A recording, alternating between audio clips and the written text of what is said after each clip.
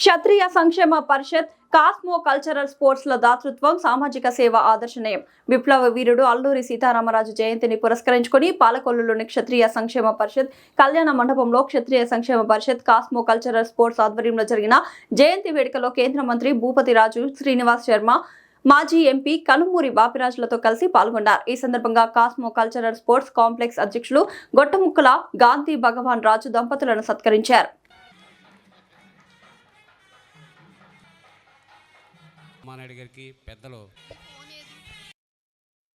పాలకొల్లు నియోజకవర్గ శాసనసభ్యులు జయంగా మమాయంతా మై అంతే రాజా వరుణో ద్రవృత్వ అత్యదలు గాంధీ భగవాన్ సామాజిక బాధ్యత. ఈరోజు ఒక మంచి కార్యక్రమంలో, ఎందుకంటే అల్లూరి సీతారామరాజు గారి జయంతి కార్యక్రమం, అందులో భాగస్వాములు కావడం, అదేవిధంగా ఆ కార్యక్రమాన్ని పురస్కరించుకొని ఒక మంచి మిత్రునికి ఆప్తునికి సన్మాన కార్యక్రమంలో భాగస్వాములు కావడం.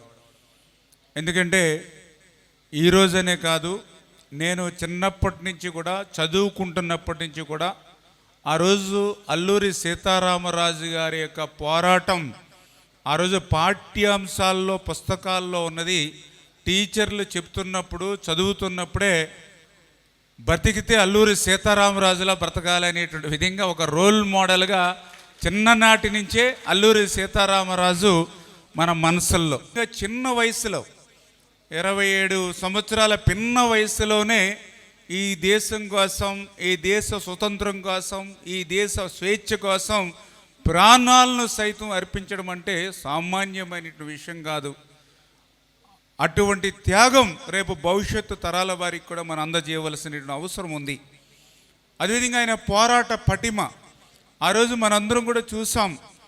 ఆయన రేపు పలానా పోలీస్ స్టేషన్ మీద దాడి చేస్తున్నానని చెప్పి ఆయన ఆ స్టేషన్ మీద దాడి చేసినటువంటి విధానం కానీ, మీద ఆయన దాడి చేసినటువంటి ఆయన పోరాట పటిమ కానీ, ఇట్లా చెప్పుకుంటూ పోతే ఆయన త్యాగం, ఆయన పోరాట పటిమ ఈ భవిష్యత్తు తరాల వారికి, భావి తరాల వారికి కూడా అందజేయాలనే ఉద్దేశంతో ఆ రోజు మనందరం కూడా ప్రారంభించుకున్నటువంటి పరిస్థితి.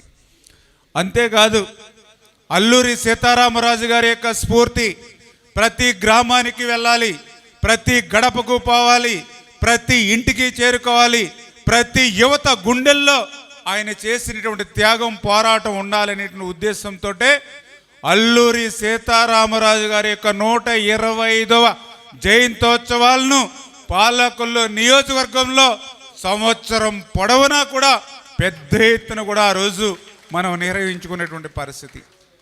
ఈ రకంగా ఆ అల్లూరి సీతారామరాజు గారి యొక్క స్ఫూర్తితో, ఆ అల్లూరి సీతారామరాజు గారి యొక్క ఆశయ సాధన కోసం అవకాశం ఉన్నంత వరకు, ఎందుకంటే ఆయనలా పనిచేయాలంటే కష్టమైనప్పటికీ అవకాశం ఉన్నంత వరకు ఆ స్ఫూర్తితోటి, ఆదర్శంతో మేము పనిచేస్తున్నామనే విషయాన్ని సందర్భంగా తెలియజేసుకుంటూ